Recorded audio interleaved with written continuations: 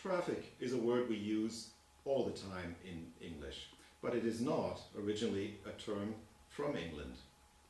It is a term that originates in Arab commerce. Tafriq was used by Arab merchants to describe toing and froing in the market looking for customers.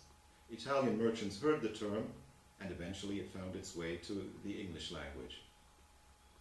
Commerce was very important to Muhammad when he set up in Medina, and where shortly after laying the foundation for a mosque also opened a market.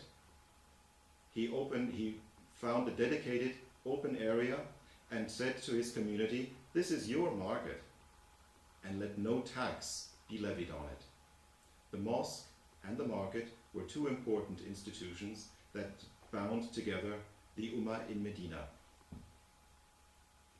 Muhammad was also approached in situations of scarcity. For example, at a time when there was a famine, food prices were under pressure, food prices squeezed up, and many found they could no longer afford to buy as much food as they would like.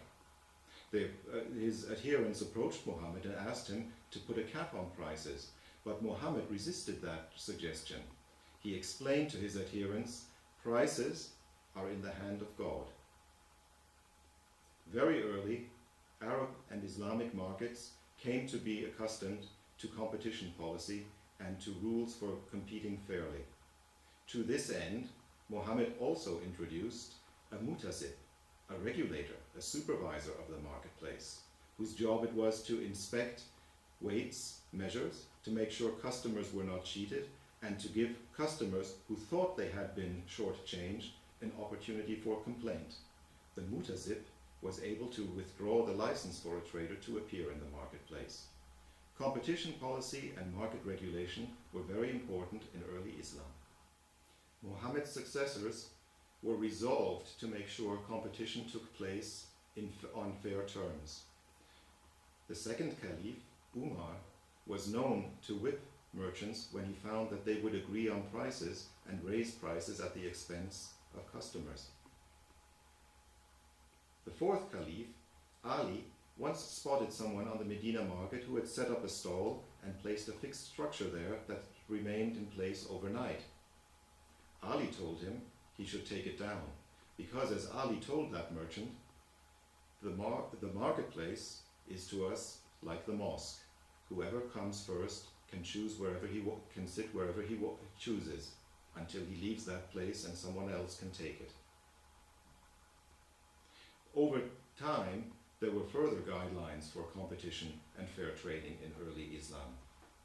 All of these referred back to the examples set by the Prophet. One such guideline was an adamant, resolute stance against monopolies. Muhammad, according to a hadith, had said, "Whoever monopolizes is a sinner."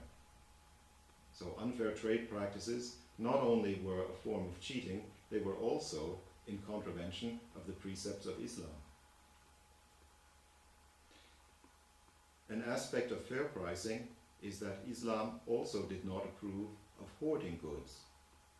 In a community, in a society where food supplies at times were scarce, it would be easy to exploit customers by hoarding grain, hoarding food, squeezing up prices. Hoarding goods in the interest of gouging, with the aim of gouging prices, also was banned in early Islam. Another innovative feature of early Islamic economic practice was a ban against insider trading. Insider trading is often associated with financial markets today, but in fact the concept already existed in early Islamic economics. It was customary, when a caravan approached a town, that scouts would go out, meet the caravan before it arrived, and strike deals with the caravan traders before they reached the marketplace. This practice was called talaki, and it was banned in early Islam. It was wrong because it took advantage of preferred information, of private information that was price sensitive. All trades were to take place in a public market where everybody had a chance to compete. Where, however, competition was possible, Islamic economists were very comfortable with price fluctuations. One notable example is the work of Ibn Taymiyyah, whose views on pricing I would like to quote. If people are selling their goods in a fitting manner, causing no injury, and the current price happens to rise because of scarcity of a good or on account of increased demand, then this is a matter for God. This is very much in keeping with the views originally expressed by Muhammad when he opened the market in Medina and where during a famine he had said, prices are in the hand of God.